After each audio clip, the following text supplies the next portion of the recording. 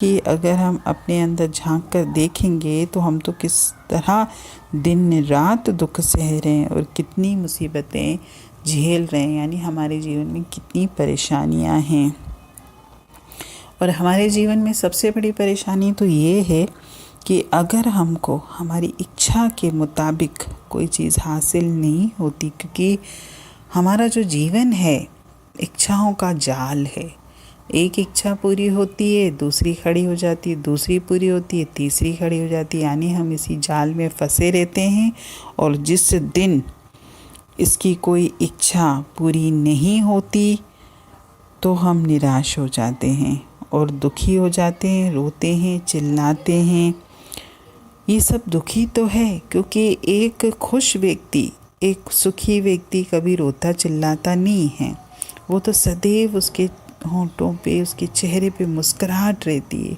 कहीं ना कहीं तो उस अंतर में वो टूटा हुआ है, तभी तो रोता और चिल्लाता है। और ये सब दुखी तो है। और दुख किसको कहते हैं?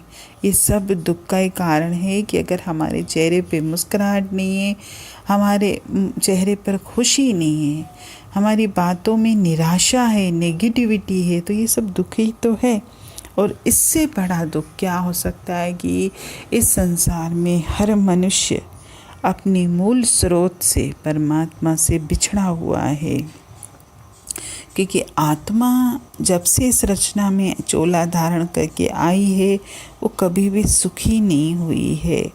चाहे पूरी दुनिया हमारे कदमों में आ भी जाए, फिर भी हम सुखी नहीं रह सकते, क्योंकि हम उस परम पिता परमेश्वर से बिछड़े हुए हैं, उससे जुदा हैं। और उससे जुदा होकर तो इस संसार में कोई भी सुखी हो ही नहीं सकता। और हमें क्या लगता है, हमारे जीवन के जो देह के जो परेशानियां हैं, जो मुसीबतें हैं, हम उन्हीं को दुख का कारण मानते हैं। और हम जिसके जीवन में हमको कोई परेशानी नहीं दिखती है तो हम उसको बोल देते हैं कि ये मनुष्य तो जीवन में सुखी है, पर वास्तव में ऐसा नहीं है। इस पूरे संसार में हर मनुष्य दुखी है। चाहे वो देह के हिसाब से तो सबको दिखता ही है, लेकिन कहीं कहीं अगर वो देह के हिसाब से दुखी ना भी है, यानी उसका तन भी स्वस्थ है, मन भी स्वस्थ है, उसको धन की भी परेशानी नहीं है, उसके रिश्ते नाते भी अच्छे हैं, यानी उसकी प्रकृति पूरी तरीके से अच्छी है, लेकिन इसके बाद भी वो व्यक्ति सुखी नहीं है। क्यों? क्योंकि हर व्यक्ति की आत्मा तो उस परम पिता से अलग है, क्योंकि वो परम पिता से प्रेम करती है। जिस तरह एक प्रेमी अपनी प्रेमिका से जुदा होकर खुश नहीं रह सकता, उसी तरह आत्मा भी कभी परमात्मा से बिछड़कर सुखी और खुश रह ही नहीं सकती।